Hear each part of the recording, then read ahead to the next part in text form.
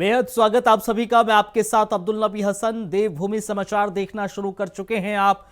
Bulletin की शुरुआत करते हैं। हल्द्वानी के तिकोनिया में हिंदूवादी संगठन बजरंग दल और विश्व हिंदू परिषद के लोगों ने रामपाल नाम के कथित संदिग्ध व्यक्ति का पुतला फूंककर सिटी मजिस्ट्रेट को ज्ञापन सौंपा है।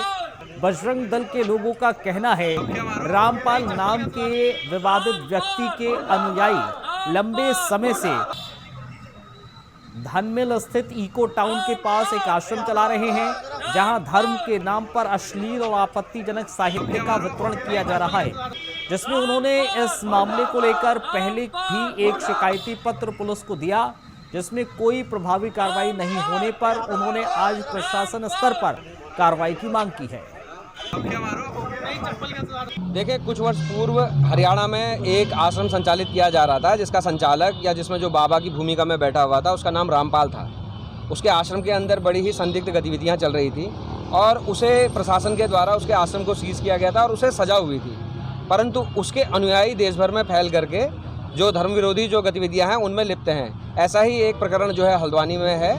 इनका एक आश्रम यहाँ पे इको टाउन जो धान मिल के नज़दीक है, वहाँ पे संदिग्ध जो है इनका एक आश्रम वहाँ पे संचालित किया जा रहा है और वहाँ की गतिविधियाँ जितनी भी हैं वो धर्म विरोधी गतिविधियाँ हैं। पूर्व में यह कुछ ऐसा आपत्तिजनक हिंदू धर्म के विरुद्ध एक साहित्य वितरित करते हुए पकड़े गए थे, जिसके खिलाफ हमने जो है एक शिकायती प्रार्थना पत्र पुलिस को दिया था, परंतु उस पर कोई कार्यवाही नहीं हुई। हरियाणा का निवासी है, इस पर पहले भी हत्या का आरोप है और इसके जो अनुयायी हैं इनके द्वारा एक साहित्य बांटा जाता है जो बहुत अश्लील है। और इसका एक आश्रम नाम का एक वो घर इसने यहाँ ले रखा है धानमिल के पास में इको टाउन में, उसमें धर्म विरोधी गतिविधियाँ होती रहती हैं और इनके ऊपर हमने पहले भी कई बार पुलिस थाने में FIR वगैरह दे रखी है। और आज यहाँ पूरा विश्व हिंदू परिषद और बजरंग दल का परिवार एकत्रित हुआ है और इसमें इसका रामपाल का पुतला दहन कराया और ये मांग करी है सिटी मजिस्ट्रेट जी से कि जल्द से जल्द वो आश्रम सीज किया जाए और बंद किया जाए, उस पर कार्रवाई करी जाए। कश्मीरी आतंकी हमले के बाद देश भर में कश्मीरियों के साथ हो रहे दुर्व्यवहार पर उत्तराखंड कांग्रेस के उपाध्यक्ष सूर्यकांत दसमाना ने कहा है कि कश्मीर भारत का अभिन्न अंग है और हर एक कश्मीरी भारतीय है। वो जितना अधिकार किसी उत्तराखंड, केरल या फिर किसी और राज्य के नागरिकों को है, उतना ही कश्मीरियों का भी है। उन्होंने कहा कि ये राज्य और केंद्र सरकारों की जिम्मेदारी है कि देश के अलग अलग कोने में रह रहे कश्मीरियों के साथ किसी भी तरह का कोई भेदभाव ना हो। कांग्रेस का साफ स्टैंड है, कश्मीर भारत का अभिन्न अंग है, एक एक कश्मीरी भारतीय है। जितना अधिकार उत्तराखंड के, जितना अधिकार तमिलनाडु के, जितना अधिकार हिमाचल प्रदेश के, जितना अधिकार पश्चिम बंगाल के किसी नागरिक का है, उतना ही अधिकार कश्मीर के रहने वाले व्यक्ति का भी है। किसी प्रकार से कोई डिस्क्रिमिनेशन, किसी प्रकार का भेदभाव कश्मीरियों के साथ नहीं होना चाहिए और ये सरकारों की जिम्मेदारी है, राज्य सरकारों की और केंद्र सरकार की। जितने कश्मीरी पूरे देश के अलग अलग हिस्सों में रह रहे हैं, चाहे वो हिंदू हो चाहे वो मुसलमान हो, उनके साथ किसी प्रकार का भेदभाव और डिस्क्रिमिनेशन नहीं होना चाहिए। मंगलवार की सुबह ISBT फ्लाईओवर पर एक दर्दनाक सड़क हादसा हो गया। ग्राफिक एरा कॉलेज की बस ने सड़क किनारे खड़े एक छोटे हाथी वाहन को पीछे से जोरदार टक्कर मार दी। हादसे में छोटे हाथी का ड्राइवर गंभीर रूप से घायल हो गया और उसका एक पैर भी कट गया। जानकारी के मुताबिक छोटा हाथी शराब की बोतलों से भरा हुआ था और ड्राइवर टायर पंक्चर होने के कारण उसे बदल रहा था। इसी दौरान कॉलेज बस पीछे से तेज रफ्तार में आई और टक्कर मारकर चली गई। टक्कर इतनी जबरदस्त थी कि छोटा हाथी का पिछला हिस्सा चकनाचूर हो गया और सड़क पर शराब की बोतलें बिखर गई। घटना की सूचना पर मौके पर पहुंची पुलिस ने घायल ड्राइवर को तुरंत अस्पताल भिजवा दिया।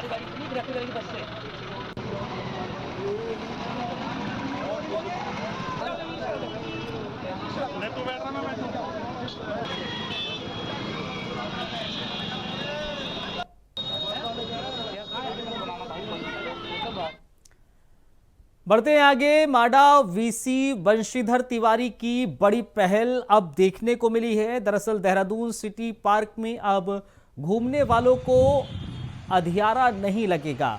अब सोलर लाइट के साथ साथ विंड मिल से सिटी पार्क में लाइटें चलेंगी।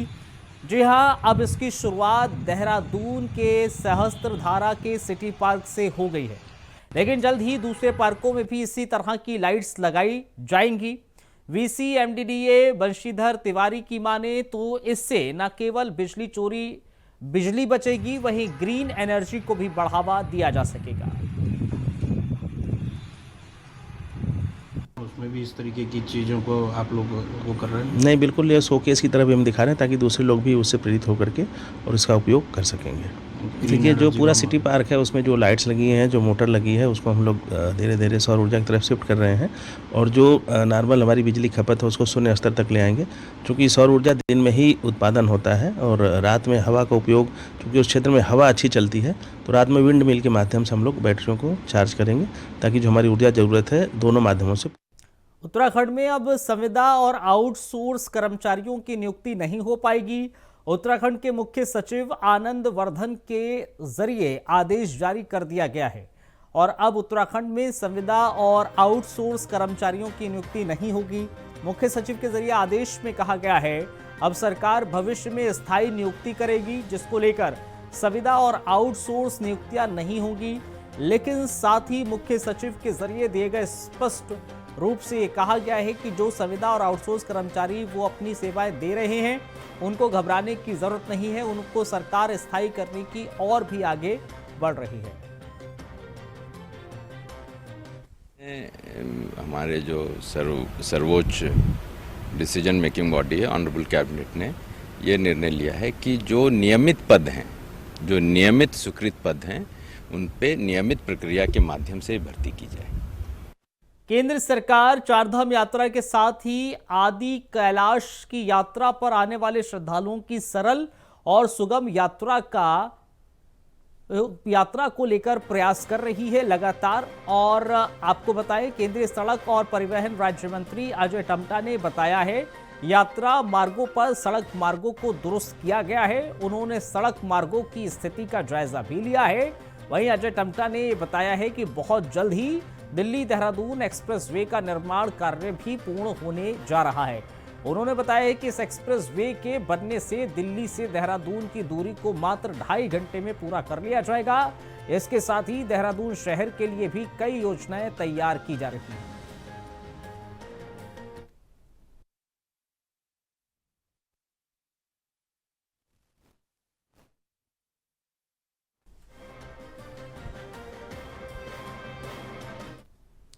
रुड़की में राशन कार्ड बनवाने से लेकर अन्य समस्याओं से परेशान पार्षदों ने खाद्य आपूर्ति कार्यालय का घेराव कर प्रदर्शन किया है। दरअसल रुड़की नगर निगम के पार्षद राशन कार्ड धारकों की समस्याओं को लेकर खाद्य आपूर्ति अधिकारी कार्यालय पहुंचे और अधिकारियों का घेराव अपनी समस्याओं से अवगत कराया। वहीं पार्षदों ने कहा है कि जनता बहुत परेशान हो चुकी है। नई खाद्य वितरण व्यवस्था के कारण खाद्य से जो उपभोक्ताओं को वंचित हैं उन्हें राशन उपलब्ध नहीं हो रहा है। वहीं पार्षदों ने 10 दिन का अल्टीमेटम खाद्य आपूर्ति अधिकारियों को दिया है। अगर समाधान नहीं हुआ तो वो तालाबंदी करने को मजबूर होंगे। साथ ही कहा है कि जिन उपभोक्ताओं की राशन कार्ड की यूनिट का काटा गया है उन सभी यूनिटों को जोड़ दिया जाएगा।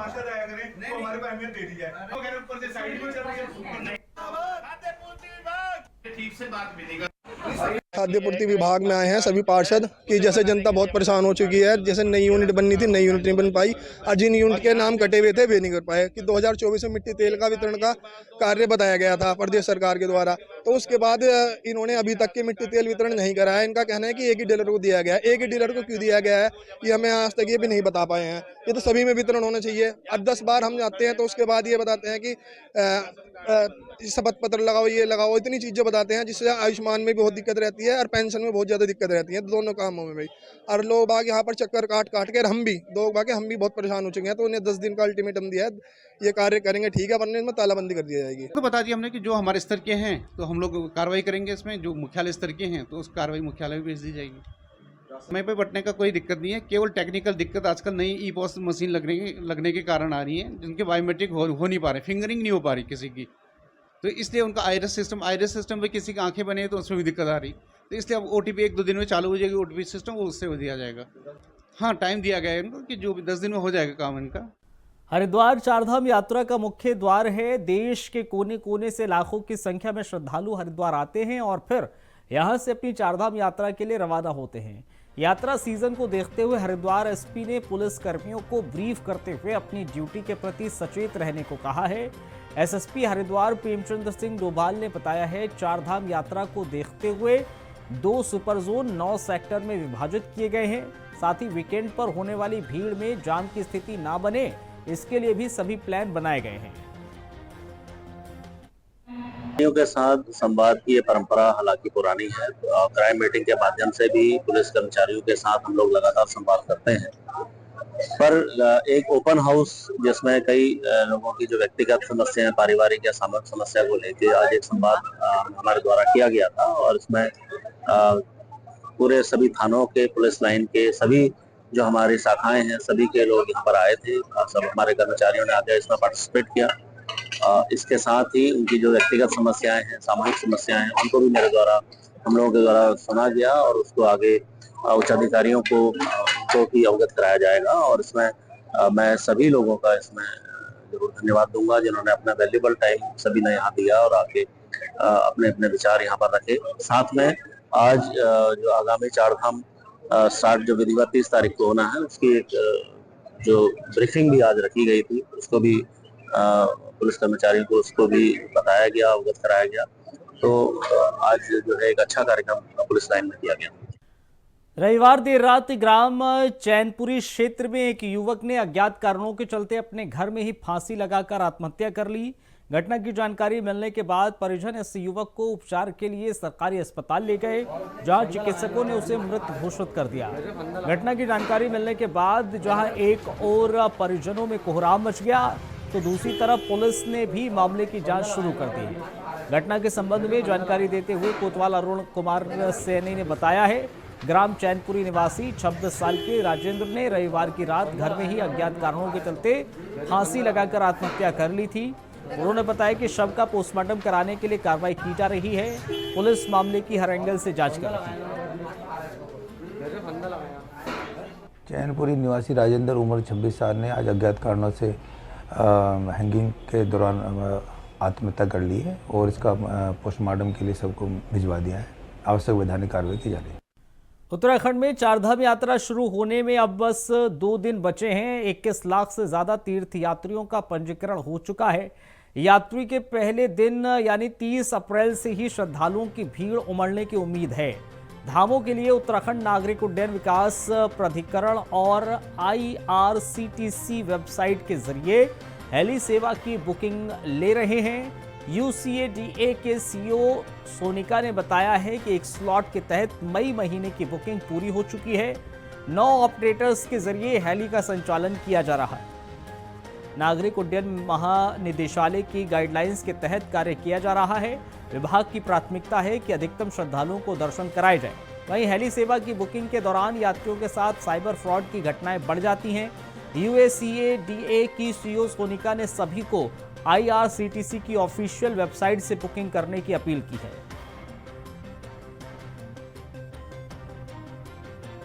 हमारी IRCTC की ऑफिशियल वेबसाइट है, उसी से सिर्फ बुकिंग कराएं, क्योंकि वही एक हमारा पोर्टल है जिसके द्वारा हम लोग जो हेली बुकिंग्स हैं उसकी बुकिंग्स ले रहे हैं। Thank you. शुरुआत होने जा रही है। आज मुख्य सचिव आप भी दौरा करके पहुंचे थे, किस तरह से रजिस्ट्रेशन हुए हैं और आपको क्या लगता है, क्योंकि हेली सर्विसेज में भी जो टाइम स्लॉट रखा गया था उसमें बड़ी संख्या में यात्रियों ने अपने टिकट बुक किए हैं। तो हम लोगों ने एक राउंड की बुकिंग्स खोल दी थी, 1 महीने की बुकिंग्स खोली थी और वो सारी बुक हो गई हैं। इसके अलावा जैसे पिछले साल की तरह हमारे 9 ऑपरेटर्स हैं जो वहाँ पे फ्लाइंग करते हैं 3 जगह से, और जो हमारा केदारनाथ जी का हेलीपैड है उसमें भी हमने जो तैयारियाँ होनी थी वो करवा दी गई हैं। और जो हमारी DGCA की SOP है और गाइडलाइंस है उन्हीं के अकॉर्डिंगली हम लोग यहाँ पे फ्लाई करते हैं और हम कोशिश करेंगे कि मैक्सिमम लोग जो हैं इन सुविधाओं का फ़ायदा उठा सकें। मैं एक आप उत्तराखंड सहित केंद्र में चाहे सरकार बीजेपी की हो, लेकिन सोशल मीडिया पर ऑफिशियल पेज के मामले में कांग्रेस बीजेपी से 1 लाख से ज्यादा सब्सक्राइबर और लाइक्स के साथ फिलहाल आगे चल रही है। कांग्रेस के सोशल मीडिया प्रदेश अध्यक्ष विकास नेगी ने बताया है कि बीजेपी जहां सोशल मीडिया पर लाखों रुपए खर्च करके अपनी ब्रांडिंग करती है, वहीं कांग्रेस समिति सीमित संसाधन में ही बीजेपी से आगे है। उन्होंने social media site Facebook page का उदाहरण देते हुए बताया कि जबकि बीजेपी के पेज से अधिक उनके फॉलोअर्स हैं। साथ ही उन्होंने बीजेपी सरकार पर तमाम नाकामियों को गिनाया और कहा आने वाले समय में प्रदेश में कांग्रेस मजबूती के साथ अपनी सरकार बनाएगी और बीजेपी से लोगों का मोह भंग होता जा रहा है। तकरीबन मैं बात कहूं तो 1,15,000 फॉलोअर्स से ज़्यादा है। और राहुल जी हमारे जो कि कुछ दिन पहले अटैक हुआ वहाँ पर,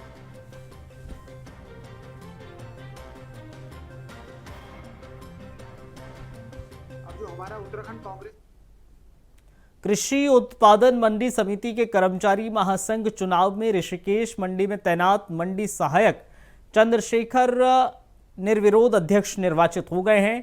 चंद्रशेखर के अध्यक्ष बनने पर मंडी कर्मचारी अधिकारियों के साथ साथ व्यापारियों में खुशी का माहौल है। मंडी के अधिकारी कर्मचारी सहित व्यापारियों ने इस मौके पर चंद्रशेखर का पुष्प गुच्छ देकर फूल मालाओं से स्वागत किया है। शुक्रवार को हुए कृषि उत्पादन मंडी समिति के कर्मचारी महासंघ के चुनाव में संपन्न हुए, जिसमें निर्विरोध अध्यक्ष पद पर ऋषिकेश मंडी में तैनात मंडी सहायक चंद्रशेखर निर्विरोध अध्यक्ष चुन लिए गए। मैं मंडी समिति कर्मचारी संघ के अधिकारी कर्मचारीगणों ने मुझे विश्वास जताकर इस पद पर निर्विरोध चुना है। मैं आप सभी का शुक्रगुजार एवं आभारी हूं।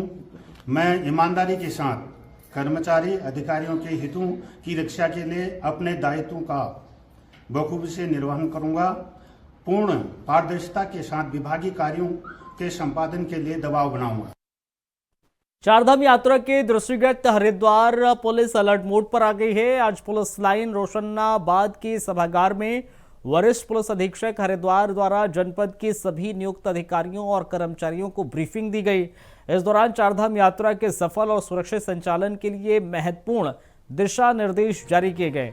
दरअसल बैठक में यात्रा से जुड़ी चुनौतियों, सुरक्षा व्यवस्था, यातायात नियंत्रण और श्रद्धालुओं को बेहतर सुविधाएं उपलब्ध कराने के लिए विस्तृत संवाद किया गया। अधिकारियों से सुझाव भी आमंत्रित किए गए। उनकी समस्याओं के त्वरित समाधान का आश्वासन दिया गया।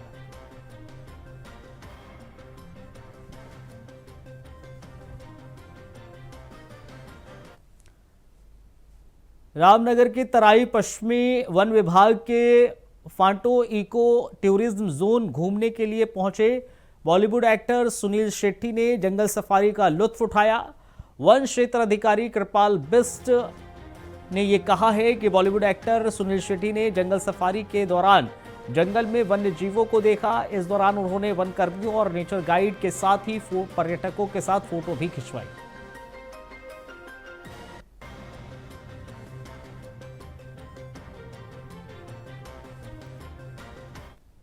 चारधाम यात्रा को देखते हुए सरकार ने बड़ा फैसला लिया है, जिसमें चारधाम यात्रा के दौरान धामों में होने वाली यात्रियों की मौत को देखते हुए अब पर्यटन विभाग ने चौकसी बरतना शुरू कर दी है।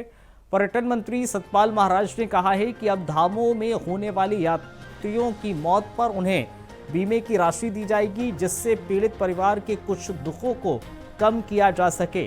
पर्यटन मंत्री सतपाल महाराज ने कहा है कि इस बार सुरक्षा व्यवस्था को और कड़ा करने के लिए पुलिस अधिकारियों को निर्देशित किया जा चुका है।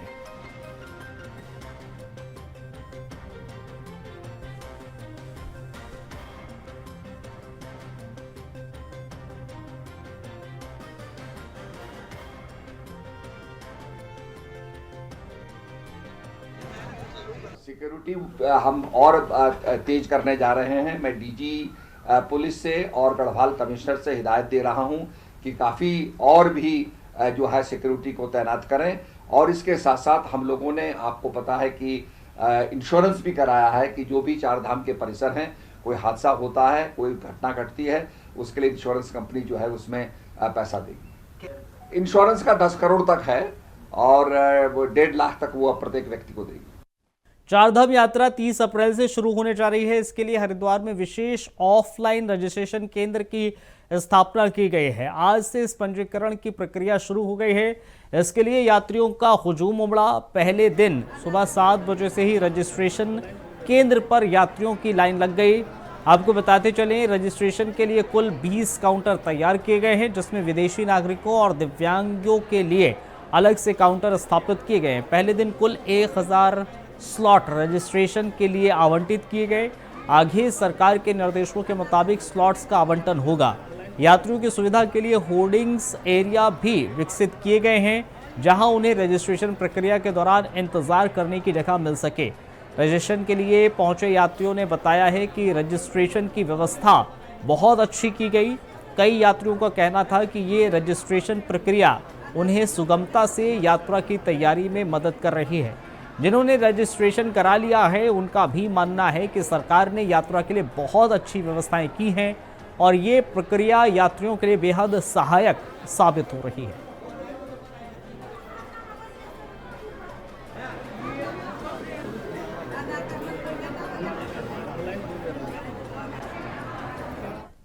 चलिए, इस बुलेटिन में फिलहाल इतना ही। इजाजत दीजिए, नमस्कार।